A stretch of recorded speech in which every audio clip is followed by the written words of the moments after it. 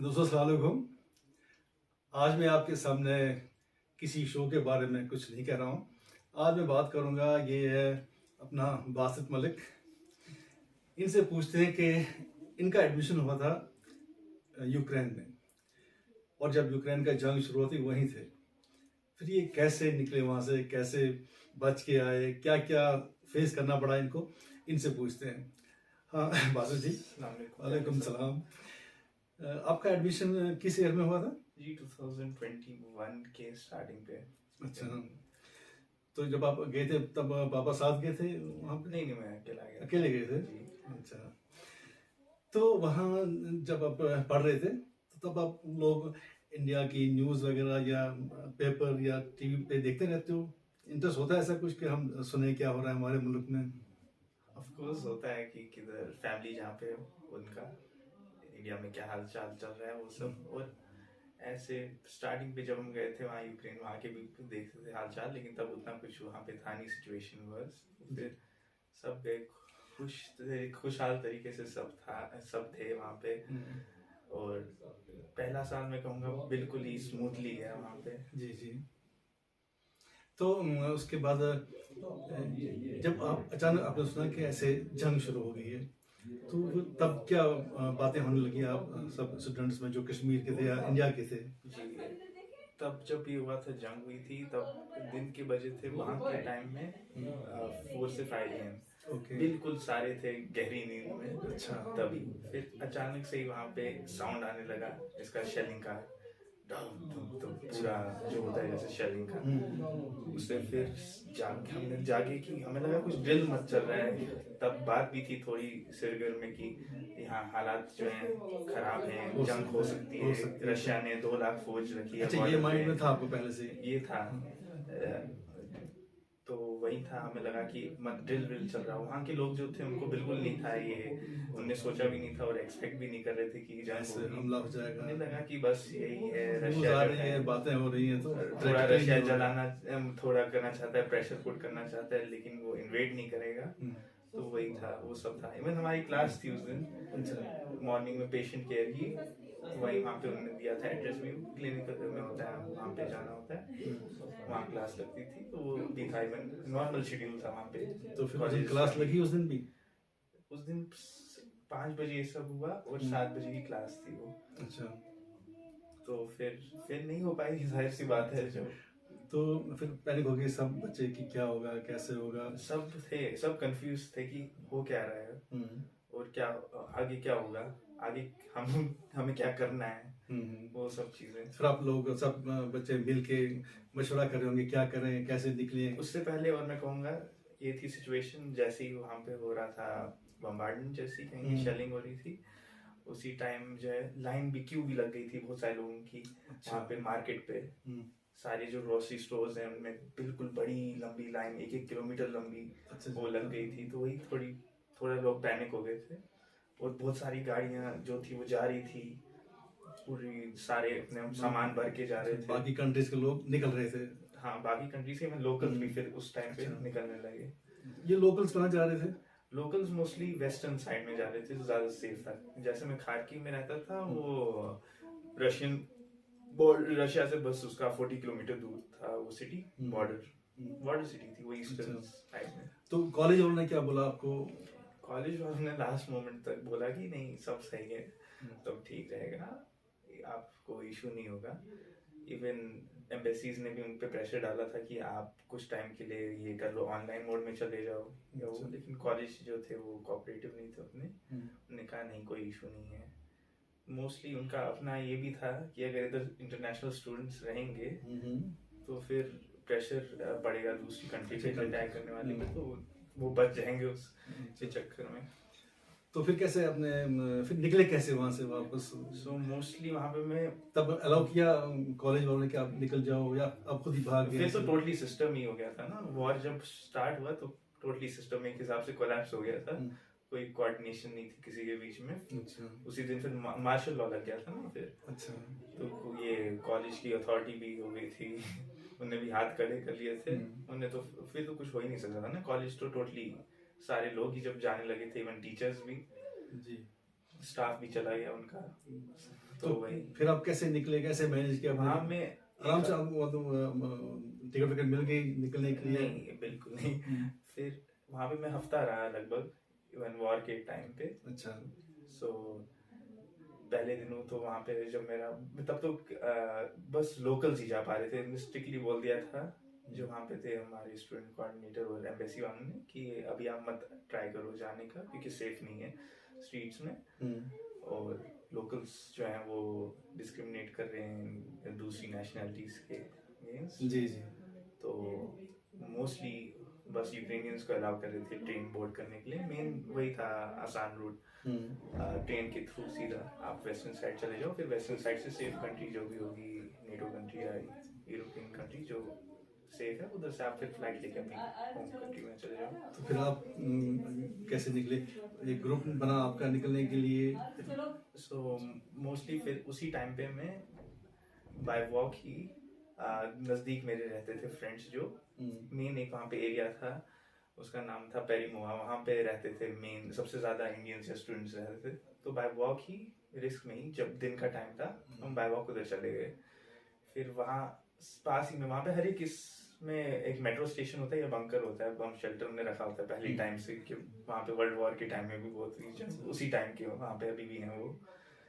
तो फिर उधर ही जब मैं गया पेरीमोआ में जहाँ पे मेरे फ्रेंड्स थे, तो उनके फ्लैट में रखा सामान, फिर अंडरग्राउंड हम चले गए मेट्रो स्टेशन में। वहाँ पे अंडरग्राउंड होता है, बहुत डीप होता है वो। तो उधर ही हम फिर रात को सोते थे। ऐसा कम से कम 3-4 दिन चलता रहा। 3-4 दिन आप उसी मेट्रो स्टेशन पे ही रहे? हाँ, बीच बीच में आते थे ऊपर, फिर खाना पीना लेके ऊपर। तब ट्रेन चल रही थी या ट्रेन बंद? ट्रेन टोटली बंद थी। अच्छा। टोटली रखा था उसको शेल्टर के लिए। अच्छा, शेल्टर के लिए आप उसको यूज करते थे? टोटली बिजनेसेस तो सारे बंद हो गए थे, ग्रोसरी स्टोर्स कुछ खुलते थे। फिर मार्शल लॉ में था टोटली, इस सर्विसेज कोई भी नहीं थी। कितने लड़के थे आप ग्रुप में? ग्रुप में मेरे बैचमेट्स थे लगभग 7 थे साथ में। अच्छा। तो वही ये 7 इंडियन थे? अच्छा। कश्मीर के आप अकेले थे? हाँ, उधर उस जगह पे। उस कॉलेज में ना, इस कॉलेज में तो थे बहुत सारे। अच्छा, इस ग्रुप में जब मैं था मेट्रो स्टेशन में, वहाँ पे तो मैं ही था बस। अच्छा, तो फिर 3-4 दिन वहाँ पे दिन रात रहने के बाद फिर क्या हुआ, कैसे निकले फिर जब हम 3-4 दिन वहाँ रहे, फिर हमने एम्बेसी भी जो थी वो उतना कुछ नहीं क्लियर कर पा रही थी। अच्छा। तो फिर हमने सोचा कि ऐसे रहने का। तो अब दिन में जाते थे एम्बेसी? नहीं, आई मीन फोन पे आती थी कॉन्टैक्ट्स की। अच्छा। एडवाइजरी उनकी आती रहती थी। तो वही फिर कह रहे थे कुछ हो नहीं पा रहा है इनसे अभी फिलहाल। सिचुएशन भी वैसी थी, वही कुछ ज्यादा कर नहीं सकता था। अच्छा। खुद ही स्टेप लेना था। तो फिर हमने सोचा कि चलो बाय वॉक ही या कुछ करके मेट्रो, आई मीन इसमें रेलवे स्टेशन में पहुंच जाते हैं। अच्छा। फिर वहां से ट्रेन तो रोज ही जा रही थी वहां पे, हमने देखा टेलीग्राम ग्रुप में आती थी उसके शेड्यूल्स, जो वेस्टर्न साइड ट्रेन जा रही है उनके खाकीव से, जिनमें लोकल जाते थे। तो वही हमने कहा कि चले जाते हैं उधर, फिर देख लेंगे, कुछ ना कुछ हो ही जाएगा उधर जुगाड़ जाने का। तो जब आप इस मेट्रो स्टेशन में थे रात भर वगैरह, तो हमले चालू थे, तब भी हमले हो रहे थे? हमले तो लगातार चालू थे वहां पे, इवन अभी तक चल रहे हैं। लेकिन जो जहाँ मेट्रो स्टेशन जो था वो सेफ था, क्योंकि वो लगभग बहुत डीप होता था वहाँ पे, मतलब 50 मीटर में कहूँगा नीचे। अच्छा, लेकिन ऊपर चल रही थी शेलिंग? हाँ, शेलिंग चल रही थी। मैं कहूँगा कि बिल्कुल हमारे ऊपर नहीं चल रही थी, लेकिन रेंज आसपास 2-3 किलोमीटर के अंदर शेलिंग हो रही थी। अच्छा, तो फिर कैसे निकले वहाँ से? तो फिर जैसे अब हम 4th या 5th डे था हमारा, फिर हमने मॉर्निंग जैसे ही हमने फिर प्लान बनाया कि अब हम ग्रुप जो है बाय वॉक निकल जाएंगे। अगर रास्ते में कोई जा रहा होगा तो उससे भी हम हेल्प मांग के बैठ के चले जाएंगे। Metro station, I mean railway station जो था वो भी दूर था अच्छा खासा, लगभग 7 किलोमीटर। अच्छा, तो बाय वॉक भी पूरा नहीं जा सकते, तो सामान भी था हाथों में। तो वहाँ पे फिर जा रहे थे यूक्रेनियन फैमिली वहाँ से, उनको फिर हमने दे दिए थोड़े, अच्छा खासा ही लिया तो उस हिसाब से पैसा। तो फिर उनने हेल्प की हमें जाने में उधर अपनी गाड़ी में। कोई बड़ी गाड़ी थी? गाड़ी ठीक ही थी उनके पास, फिर भी बच्चे बहुत थे, लेकिन एडजस्ट कर लिया उस टाइम पे। उस टाइम पे तो एडजस्ट ही करना। तो पहुंच गए आप स्टेशन, रेलवे स्टेशन तक? जी। तो वहां से फिर मिल गई ट्रेन आपको? वहां से एक तो बहुत ही भीड़ थी वहाँ पे, और ऊपर से डिले हो गई थी बहुत सारी ट्रेन वहाँ पे। वहाँ पे लगभग 8 घंटा हमें वेट करना पड़ा क्योंकि ट्रेन ही नहीं कोई आई थी वहाँ पे। अच्छा। और फिर जैसे आ रही थी तो बिल्कुल ही वो नहीं अलाउ कर रहे थे, इवन मेल्स को तो बिल्कुल ही नहीं पहले अलाउ कर रहे थे, फीमेल्स को जो प्रेग्नेंट फीमेल्स थी उनको आने दे रहे थे। और बीच में अगर कोई वो यूक्रेनियन ने दिखे तो लड़का भी, उसको भी आने नहीं दे रहे थे। तो इस दौरान आपकी बातचीत हो रही थी घर वालों के साथ? घर वालों ने तो मैसेज कर करके तूफान मचाया था। 100-200 मैसेज आ रही हैं फ्रेंड्स की, उनकी। परेशान है ना सब लोग? सब परेशान थे, हालांकि मैं उतना ज्यादा नहीं था परेशान क्योंकि आप तो देख रहे थे ना वहाँ पे, हम हाँ। आपको लग रहा था कि मैं सेफ हूँ या कोई प्रॉब्लम नहीं होगी, लेकिन यहाँ से जो लोग थे फैमिली के वो तो परेशान थे। ऊपर से न्यूज में भी और दिखाते हैं ज्यादा ही। तो फिर आपको ट्रेन मिल गई वहाँ से, तो निकल आए वहाँ से? ट्रेन मेरे को मिल गई, एक यूक्रेनियन फैमिली चल रही थी, उनके साथ ही दोस्ती सी हो गई थी, बातचीत उनको मैंने दी थी। क्या कहते हैं, मेरे साथ शॉप में जब मैं गया था एक बार, मैंने साथ में कैंडीज वैंडीज उठाई थी और बहुत सारी चीजें खाने पीने की, तो मैंने उनको दिया था, तो उनसे दोस्ती भी हो गई, तो उनमें साथ में ले गए मेरे को। तो पहली वाली जो ट्रेन आ रही थी उजोड जाने वाली, तो उसमें मैंने बोर्ड कर दिया, लेकिन मेरे फ्रेंड्स जो थे उनमें से कोई भी नहीं उस वाली पे आ पाया। अच्छा अच्छा। तो और जो थे बहुत सारे उन फ्रेंड्स जो थे मेरे, उनको टोटली नहीं अलाउ किया हमने। फिर उनको क्या कहते हैं, किसने अलाउ नहीं किया? जो वहाँ पे सिक्योरिटी गार्ड थे उसके ट्रेन के, वो बिल्कुल उनको अलाउ नहीं कर रहे थे फॉरेनर्स को, या इवन चाइनीज नेशनल्स या ब्लैक्स जो थे, नाइजीरियंस, उनको। वुमेन फिर भी कर रहे थे अलाउ, मतलब इवन इंडियन या कोई अगर नाइजीरियन फीमेल थी उनको, लेकिन मेल्स जो थे उनको टोटली नहीं अलाउ कर रहे थे। तो आपका ये गोरा रंग वगैरह देख उनको लगा ये यूक्रेनियन है शायद, ये इंडियन नहीं है। और फैमिली भी जो थी उनकी वजह से हेल्प, उसकी वजह से ना। तो निकल आए वहाँ से। तो फिर ये जो फ्लाइट बोर्ड की आपने कहाँ से की? सो फिर जब वहाँ ओजोर्ड सिटी जो है वहाँ पे वेस्टर्न साइड में, उसका बॉर्डर मिलता है इससे स्लोवाकिया से जी। तो वहाँ से ही फिर वहाँ पे मैं थोड़ा टाइम रुका रेलवे स्टेशन में। वहाँ पे रेड क्रॉस वाले जो हैं वो बांट रहे थे खाना पीना, तो वही सब खा पी के थोड़ा फ्रेश होके वहाँ से फिर बुक की मैंने कैब। वहाँ पे नॉर्मल था, उस वाले वेस्टर्न साइड में टोटली लग ही नहीं रहा था कि वो है, जंग चल रही है। मेनली ईस्टर्न साइड में था, वेस्टर्न साइड में लग रहा था हम शायद दूसरी किसी कंट्री में चले गए। इतना काम था, मतलब कीव के बाद मैं कहूँगा तो जो खाकी वाली ट्रेन थी वो कीव से होके, कीव जो बीच में आता है वहाँ पे सबसे ज्यादा तब चल रहा था ये अटैक, पूरा घेरा लगाया था रशियन फोर्सेस ने। उसके बाद जब हम आगे जा रहे थे टोटली काम थी सिचुएशन, और लग ही नहीं रहा था कि हम उस कंट्री में यहाँ जहाँ वॉर हो रहा हो। फिर उस रोड में फिर नॉर्मली फिर हम गए और फिर कांटेक्ट किया एम्बेसी को। उन्होंने कहा कि यहाँ पे तो हम कुछ नहीं कर सकते, आपको क्रॉस करना पड़ेगा बॉर्डर, फिर उधर से हम आपको कर सकते हैं हेल्प, अकोमोडेशन। कौन सा बॉर्डर क्रॉस करना पड़ेगा? यूक्रेन और स्लोवाकिया का। अच्छा, मतलब यूक्रेन से आपको क्रॉस करके स्लोवाकिया जाना पड़ेगा, उसके बाद हम आपको रिसीव करेंगे और आपको अकोमोडेशन, उसके बाद मतलब इंडियन एम्बेसी जी। तो हम आपको रिसीव करेंगे, तो वही था। फिर वही हुआ, मैं गया वहाँ से पासपोर्ट लेके, और एक बैग था मेरे पास, टोटल पिट्ठू बैग था एक, बस लगेज नहीं मैंने रखा था क्योंकि बहुत ज़्यादा चलना पड़ रहा था, और अगर वो होता फिर आदमी को बहुत ही प्रॉब्लम हो जाती। हाँ, तो वही फिर वहाँ से लाइन लगी थी अच्छी खासी लंबी, फॉरेन नेशनल्स की अलग उनकी अलग, लेकिन बहुत बड़ी लाइन थी।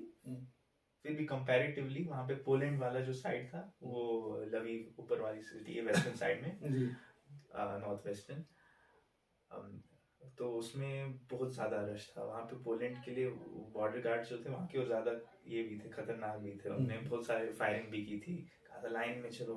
अच्छा। वही सब बहुत ही, वहाँ पे मेरे फ्रेंड्स जो गए थे उनको 24-25 घंटे से भी ऊपर हो गया था लाइन में लगे हुए, उनको नहीं जानते हैं, लेकिन थैंकफुली मेरा जो है वहाँ पे 2 घंटे में कहेंगे क्लियर हो गया सब। तो फिर स्लोवाकिया चले गए। तो वहाँ से फ्लाइट ली? वहाँ से फिर 1-2 दिन वहाँ स्टे हुआ होटल में, उसके बाद फिर एम्बेसी ने फ्लाइट कराई। मतलब पैसे थे आपके पास थे, और इवन एम्बेसी ने हेल्प की अकोमोडेशन में। अच्छा, एम्बेसी ने प्रोवाइड किया आपको। अच्छा। तो अब जो आपने पढ़ाई की थी वहाँ पे 2 साल 1.5 साल तक, तो उसके बाद फिर कुछ यहाँ पे आके ऑनलाइन क्लासेस शुरू हुई थी, क्या हुआ था? हाँ, हमारी ऑनलाइन क्लासेस हुई थी शुरू फिर, लेकिन मैंने सोचा कि उसका अब ज़्यादा अपना फ़ायदा नहीं आ रहा है, क्लिनिकल एक्सपोजर मस्ट है, तो फिर अब ट्रांसफ़र किया अप्लाई करके जॉर्जिया के लिए, क्रेडिट्स ट्रांसफ़र हो रहे हैं उसके, तो वही। और अभी सिचुएशन खारकीव वाले साइड में खासकर की उतनी सही नहीं है अभी। अच्छा। और ज़्यादा सारे जो हैं फॉरेन नेशनल्स जो है लगभग वो निकल गए हैं उधर से, टीचर्स भी ने छोड़ दिया है, तो खाकी वाला साइड जो ईस्टर्न रीजन है उधर अभी सिचुएशन बहुत सालों तक अब खराब रहेगी, तो है नहीं उधर का फायदा। तो अब जो बाकी स्टूडेंट्स हैं उन्हें भी माइग्रेशन कर ली इधर उधर बाकी जगहों पे? हाँ, बहुत सारों ने माइग्रेशन की, कुछ ने छोड़ दिया फील्ड ही, कुछ ने दूसरा फील्ड अपना लिया। इंडिया में हुई किसी की माइग्रेशन?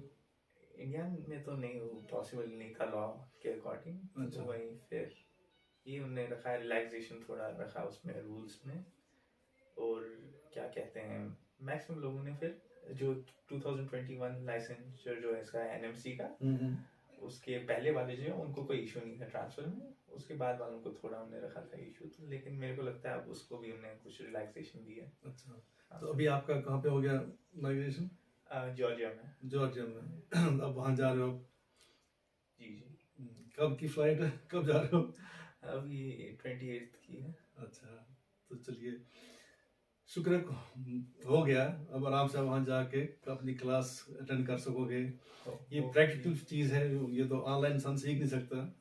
इसमें तो ज़रूरी है आपको हॉस्पिटल जाना है, वहाँ पे काम करना है, सीखना है, तो चलिए अच्छी बात है। और जब आप आए इंडिया में लैंड किया, तो जब मम्मी पापा ने रिसीव किया तब क्या फीलिंग्स आ रही थी? रो रहे थे मम्मी पापा? आप भी सब इमोशनल?